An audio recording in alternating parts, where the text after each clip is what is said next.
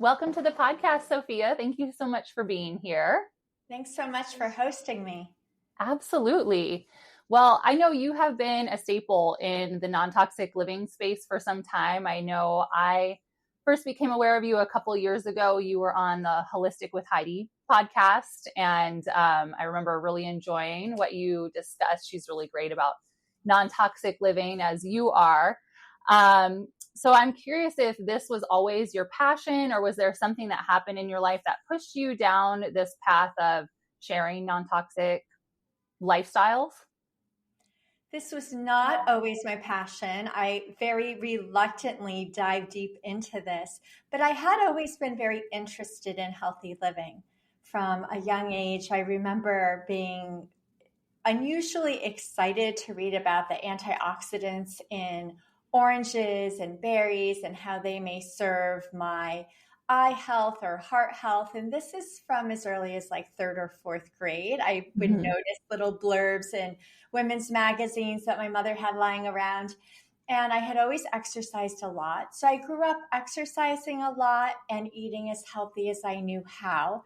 I was considered one of the healthiest people around, yet I always felt volatile and low energy. I never really felt great. And so I just thought there's something wrong with me because I'm one of the healthiest people around, but I just don't feel that good.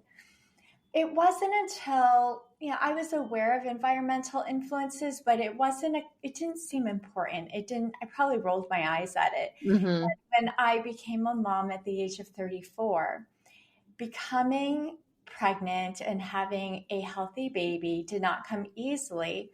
So I think that challenging journey made me especially grateful for my child and her health. And with a different mindfulness, I would research how to be a good mom. And I cherished it and dived deep into child development, what her diet should be, what my diet should be when she was in my belly. I would read about her development each week, and I noticed I would then want to eat in a way that supported what I read. So, for example, if I read, "Congratulations, you're in week X. This week is a huge growth stage for the baby's heart," I would then eat more heart healthy foods. So I was that kind of person. It wasn't until a few days after my daughter was born that I started stumbling across information in my nightly routine of reading that toxic chemicals were in baby products. And later I learned in infant formula, which I needed to help supplement the breastfeeding. And later I would learn that they are in mattresses and toys, and it went on and on. And I had worked really hard for my dream job in distressed investing on Wall Street. By the time I had my first daughter, I thought I was set for like a smooth path towards like my dream career. But I couldn't ignore this very upsetting topic that I researched a lot at night, usually from 11 p.m. or midnight till 3 or 4 in the morning, trying to figure out, are there credible sources to back up claims I would learn about accidentally about something I bought or was doing at home? And what is a rational level of concern, and what are safer, practical alternatives? So I, after about a year or two, decided I need to resign from my career because I can't keep working on this from like midnight till 4 a.m. And I ended up taking 8 years to work on what I wish I knew sooner and make it into a book that I wish I had sooner. And that book is called A to Z of Detoxing, the ultimate guide to reducing our toxic exposures. And so I didn't want to resign from my dream career, but this felt much more important. It's like almost like a purposeful calling, like you had to fulfill it.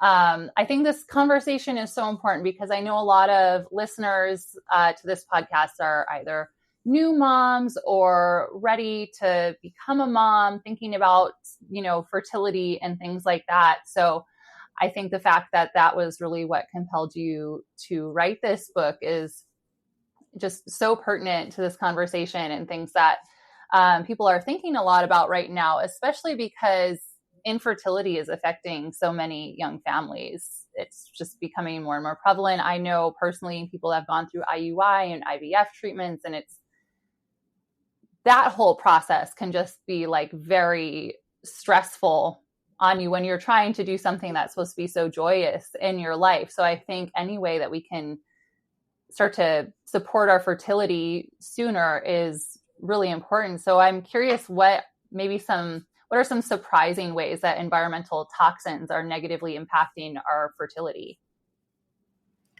I didn't realize till a bit after I started researching this, a broad overview that I wish I knew sooner, which is that since World War II, there have been over 86,000 chemicals introduced into American commerce. That's crazy. It's crazy. And less than 1% have been studied for its effects on human health and development. And even less than that 1% has been regulated. And these chemicals participate in our lives in really convenient ways. They show up and they create our homes.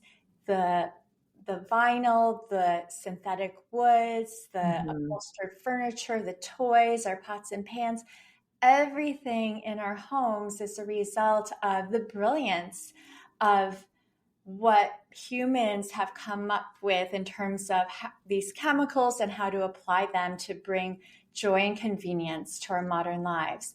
And so I just want to bring awareness to people so they can have more balance with these chemicals that do make their way into our bodies. So keeping in mind that the US EPA has estimated that indoor air tends to be at least 2 to 5 times more polluted than outdoor air.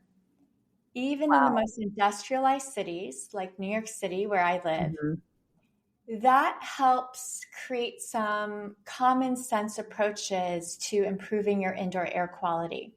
When I first learned that indoor air quality was often much more polluted than outdoor air, I obviously then thought, why? What is polluting indoor air? Because growing up in New York, living in New York City with buses and lots of cars right outside my window, I thought it was better for my family to never open the windows. So I was very alarmed when I learned this because I had children for a few years already, and I realized I have never opened their windows. And the reason indoor air tends to be so polluted is because of the things we have in our homes. And I won't really talk about building materials because that's not easy to change. But if you realize that a lot of things in our homes are made from petroleum-based ingredients, it helps make intuitive sense that with changing temperatures, like when it's warmer or when it's more humid, and just normal wear and tear from like sunshine and use of products, whether it's toys or mattresses or like sofas, these chemicals don't stay inert in the products. They will get released into the environment as gases or compounds that end up in dust. And we can inhale these chemicals and absorb them through our skin and also ingest them from the dust being on our fingertips and our fingertips reaching our mouths.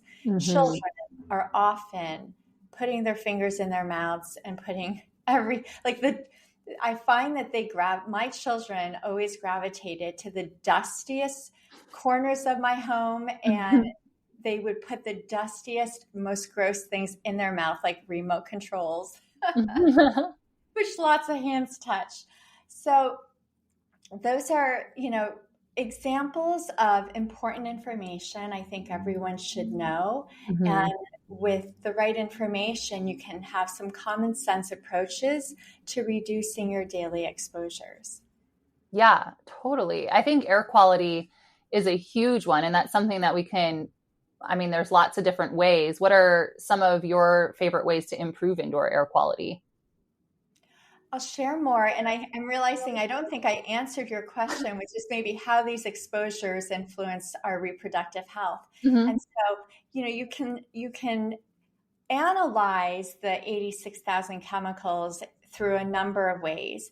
You can look at how they influence reproductive health, how they contribute to cancer, how they harm or put at risk the brain and the nervous system, the immune system. There are a lot of studies Mm-hmm. that raise alarm from all those lenses.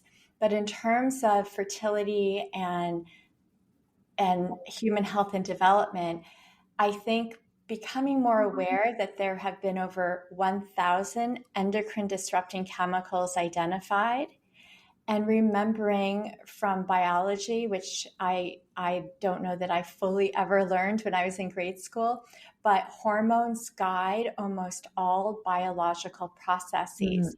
So if you're trying to get pregnant, understanding your menstrual cycle, having a regular cycle is really helpful.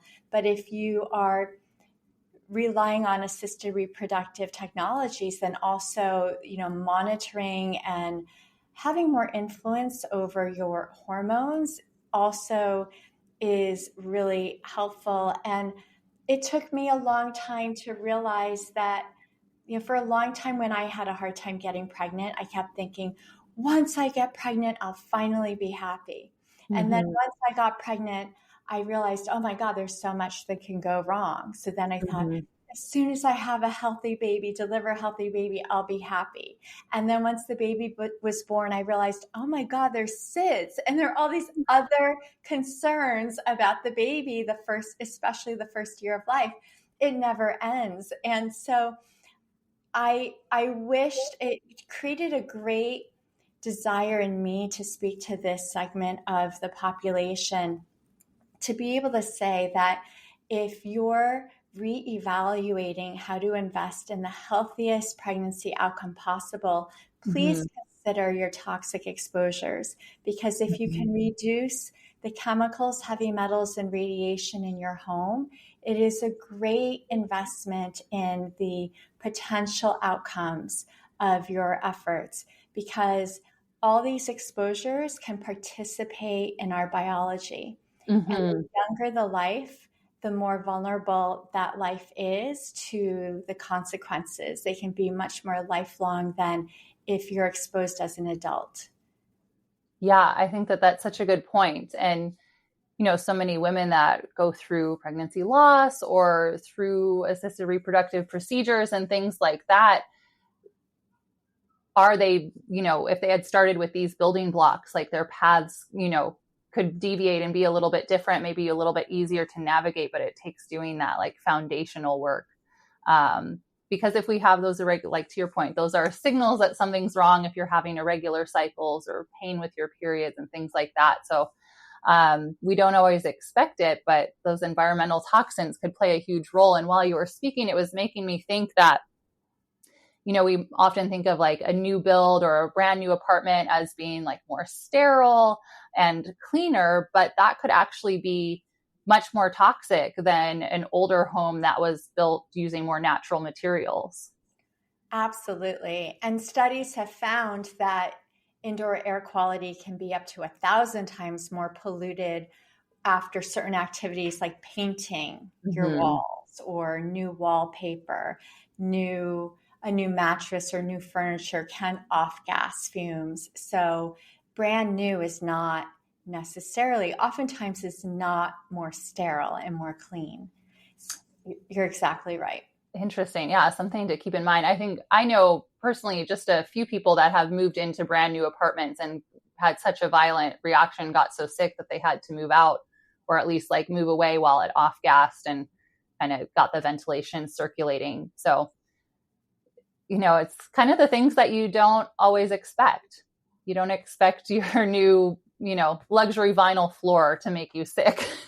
No, there are so many surprises that I share in agency of detoxing. And my other work. But to answer your last question about what are simple tips people can do to improve their air quality, one is to minimize fragrance in the products in your home. Just the single ingredient fragrance can contain up to hundreds of unique chemicals. And many of them have been found to disrupt our hormones and contribute to cancer, or they're neurotoxicants. They're bad for a number of reasons. So you just want to be conservative.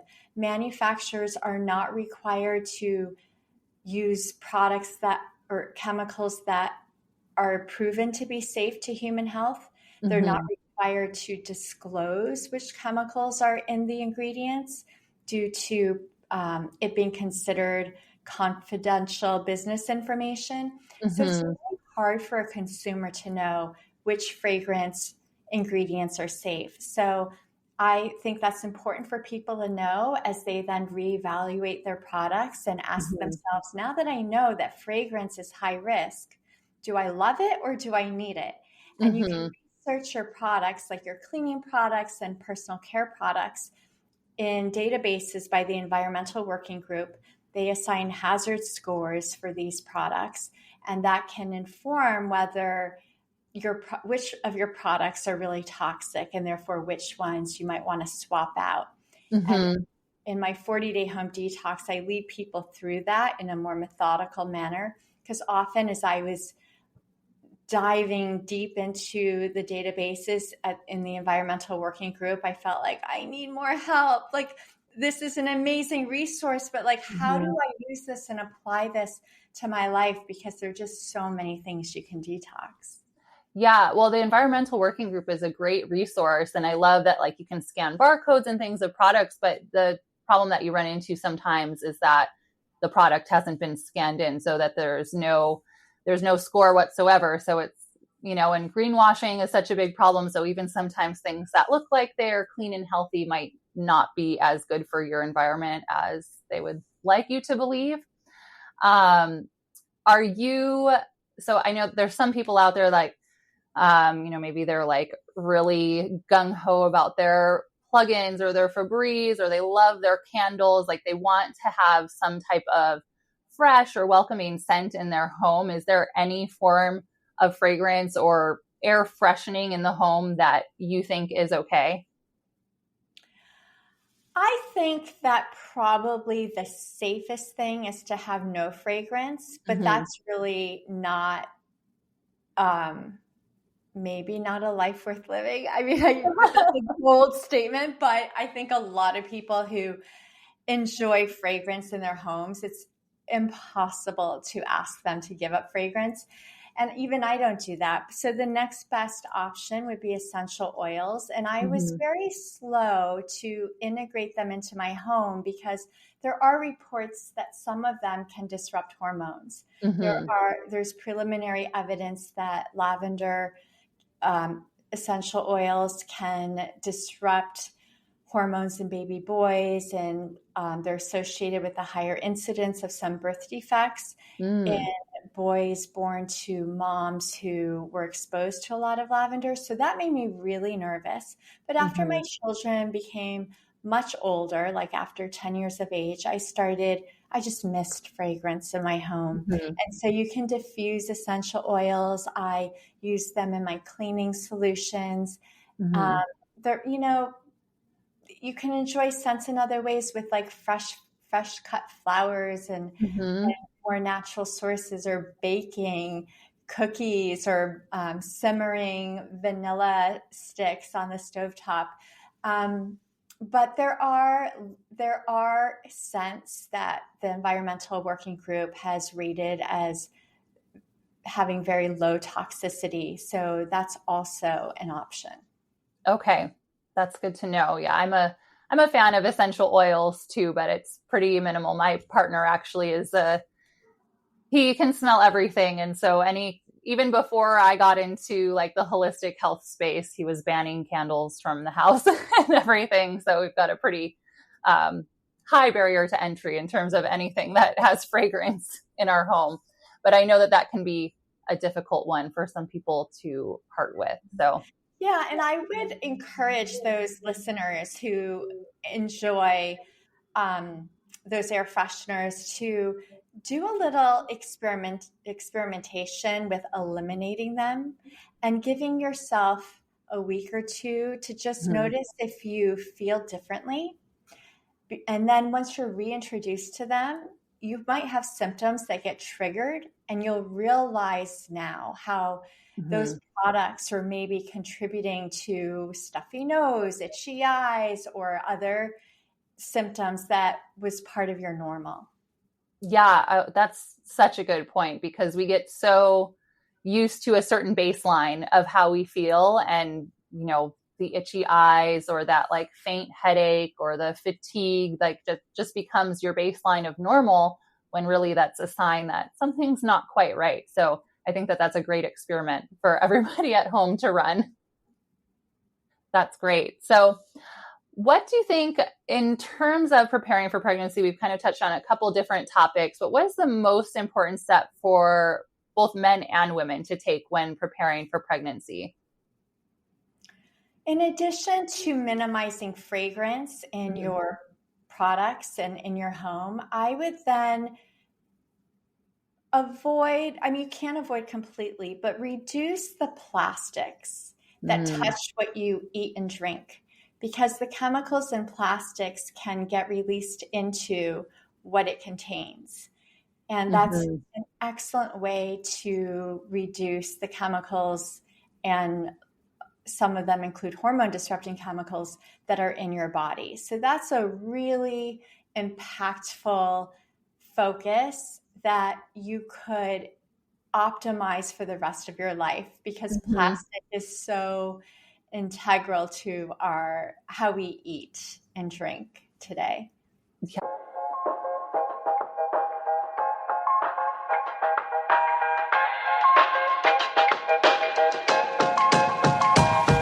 Really quick, we're just going to pause and mention our ad/sponsor, which is us. And we are hosting our free December challenge. It's a Healthy for the Holidays challenge, and it starts in just about 4 days.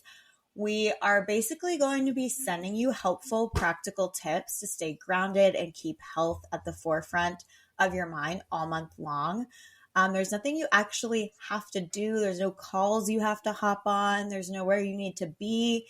It's just a face group of people to gather and kind of share their experiences. If you want to, you also don't have to, but we will be sharing tips and challenges throughout the month to get you moving, to get you thinking about your body, and to make sure that as you're eating cookies and drinking cocktails, you're also eating protein and drinking water. So please join us for that. If you're interested, we will link the sign up in the show notes. Yes, we can't wait to have you.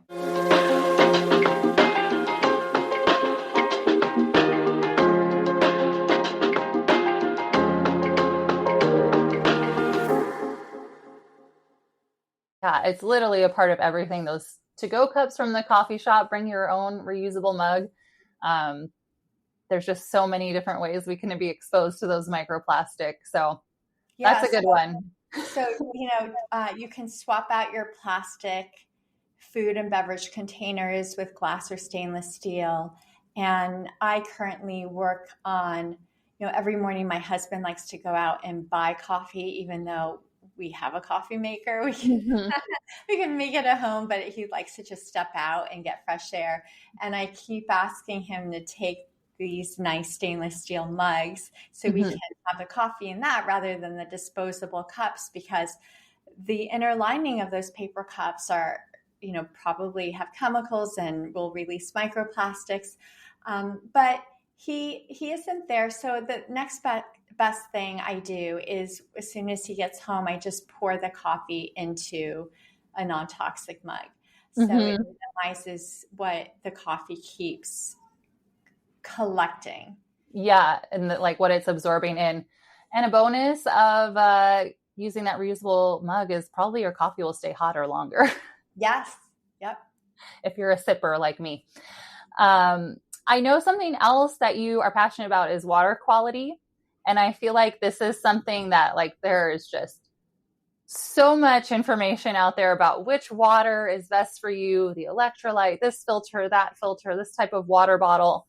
What do we need to know about water filters, and like what is your cream of the crop? Like what ideally what water filter would everybody be using? I feel like there's so much in water that should not be in water. So I think the best, it's great to prioritize your budget to invest in the best water filter that suits your budget and preferences. If money is no object, I would say invest in a whole house water filtration system. So the water coming into your home has layers of filtration that remove like physical sediment and things. Then there's another kind of material that is activated charcoal that absorbs different toxicants. And you could go nuts with this, but those are two simple ideas for whole house water filtration, which is very expensive and involves a plumber and it's complicated. And then ideally, though, since we're talking about ideally, next would be to also have a water filtration system under like your kitchen sink, wherever you're going to tap into for drinking water, because as water gets distributed through the pipes and fixtures of your home, it can sweep up other contaminants. So in my home, in the city, we can't have a whole house water filtration system. So under our kitchen sink, we have like a 9-stage water filtration system. And I haven't invested in filtering shower water and bath water, but I wish when my children were younger and took really long baths that I did. I just emotionally couldn't get there or handle that complication. But that would be ideal. I think even if all you can manage right now is a Brita water filter, that's better than nothing. So whatever you can do is great. And when I travel, I feel better having a water bottle with a water filtration system, because otherwise I find I don't drink as much water. And with this filter, I have more peace of mind. I have a water bottle for each family member, but I'm the only one who will use it. Yeah, it's tough when you're traveling. I like to take a reusable water bottle with me too. And I'll have to get one with a filter because they have those filtered water stations in the airports, but it never tastes like it's actually filtered, or the filter light is just blinking red. So it needs to be replaced. So I'll end up buying bottled water anyway, which I don't really love. Is there a brand of a filtered water bottle that you really like? There's one. I'm trying to think. I was looking carefully at two. The one I have now is Lark, LARQ. Okay. And I was diving deep into the actual lab reports I had some questions, but that's the one I bought for my family. Okay. We'll have to link that in the show notes so people can check that out. Okay. So we've talked about a lot of things that, fragrance that people should be avoiding, plastics that people should be avoiding. If you could remove one thing from everyone's home, what would it be? Plastics. It would be plastics. Yeah. And it took me many years to realize all the different ways plastics show up. That's why I call it a household repeat offender, because it shows up in many different ways. And so during my 40-day home detox, I walk people through observing all the ways you can find plastics in your life. That includes as microbeads and facial cleansers, or in certain kinds of toothpaste and dental floss in unexpected ways. Mm-hmm. So it's not just your food containers or plastic toys. It's also in many useful products, even fibers, like polyester. Mm-hmm. So it's, I think, fascinating and really impactful to get to know plastics and the other Mm-hmm. household repeat offenders, because then you can just observe with your common sense when these household repeat offenders are in your life. And as you observe it, you can ask yourself, do I love it or do I need it? Because if you Mm-hmm. don't, you can get rid of it, phase it out, and start looking for safer alternatimes, which I help Mm-hmm. people with too. Yeah, that's such a, I mean, plastics are so prevalent when you're mentioning synthetic fabrics. I'm a Pilates instructor and I'm in activewear almost every day at some point for some amount of time. And that's been really top of mind for me of trying to find natural fiber clothing that also works as activewear, which is, there's a lot of brands coming out now, but it's hard to find ones that really work for, what you want them to work for. But when you think about it, those plastics are just like saran wrapped around your reproductive organs. You're sweating, and that, everything is happening so close to your body, and your skin is such a porous organ. So thinking about what's in our closet is a big one. Yeah, and it sits on your skin. And Mm-hmm. there aren't a lot of great options for consumers right now, but they're coming. And Mm-hmm. I think it's just great to focus on what sits on your skin for long periods of time. So if you could Mm-hmm. focus on your underwear or your Mm-hmm. pajamas, whatever you sleep in, then Mm-hmm. that's a big detox, because that's maybe a third of your day with the nightwear and then your underwear. It's like all the time. So that's a really high impact approach to reducing the plastics that sit on your skin. But since you brought up Pilates, I also have, if you do yoga, Mm-hmm. often yoga mats and the yoga blocks are made of Mm-hmm. petroleum based ingredients. And so Mm-hmm. those are other examples. It's really endless, the different Mm-hmm. ways that plastic shows up. Yeah, it's so pervasive in our lives. And it really is just like this domino effect. Once you start like looking behind one door, it's every door.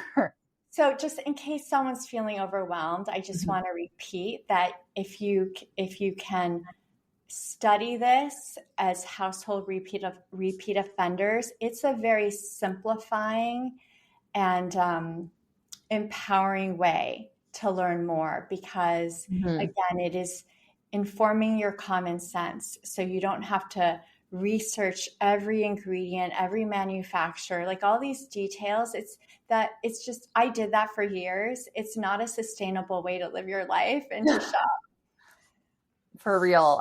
Gosh, yes. Well, I think your book is probably such a helpful resource, A to Z's of detoxing. What can people expect when they open your book? What is the journey that they go on? Well, the book has 4 parts. Part 1 is just a narrative of like an overview of the topic, what Mm-hmm. you should know, why you should care. And the second part talks about the household repeat offenders. Mm-hmm. And then the third part has hundreds of tips that are designed in a way that's really easy. It's like not, it's very visual, because I don't like reading. I like skimming. So it's meant Uh-huh. to be a book that is easy to skim, and you can open it up to any page. I wanted it to be nice enough that you would leave it on a coffee table and not Mm-hmm. feel the urge to just like hide it somewhere or put it on a bookshelf, but to leave it out so anyone could pick it up and open it to any page. And whether you want to read one sentence, one paragraph, or a whole chapter, you would learn something. So there are lots of tips I approach all my work as if I'm offering a menu. So when you go to a restaurant, you're not going to eat everything on the menu. You browse the menu to see, what do I feel like today? And so Mm-hmm. that's how the book and other parts of my work are. There's a menu of options, so you can browse and think, today I feel like I could tackle cleaning some more. Or another day you might think, okay, I just learned something really upsetting about deodorant. I want to Mm-hmm. look at what she has to say about deodorant. or maybe you've already done all that and more, and you realize, I am going to redecorate a room. Like, what do I need to know about paints and carpets and floors? And the radiation I introduce in A to Z of detoxing, but I have a great workbook called EMF Detox Workbook, which has a checklist of basic things everybody should know about how they can reduce their EMF exposure. But I really want people to be able to skim these books and realize all the sources in their lives. And I share the simple things you can change. That sounds like a really approachable and digestible way for people to enter into this arena, because I think sometimes it, like you said, it can be really overwhelming when you realize how many environmental toxins that you're basically just like swimming around in every day. So I love that. I think that's going to be such a great resource for so many people. And I hope so. I mean, it would have been for me, but I'm like a total nerd about this. And I'll just add that the last part of A to Z of detoxing simplifies it. If you feel overwhelmed, which everyone will, because it is overwhelming, I simplify everything into 10 strategies. They're like just the top 10 things to focus on that, I will focus on for the rest of my life. And I've talked about some of that today, about the tips for improving indoor air quality and other things to be mindful of with your hands, and just really simple considerations in your day-to-day life. Amazing. Well, I'm really excited to get my hands on a copy. I want to read through that and have that on my coffee table to share with other people, because that's really a cool part of it too. If it's something that's out, you're going to impact somebody else's life if they're browsing through it. If people have been interested in our discussion today, which I'm sure they will want to know more, you are just a wealth of information with all the research that you've done over the years. Where can people find you? Where can they connect with you? You can visit my website at www.ruanliving. Ruan is spelled RUAN as in non-toxic.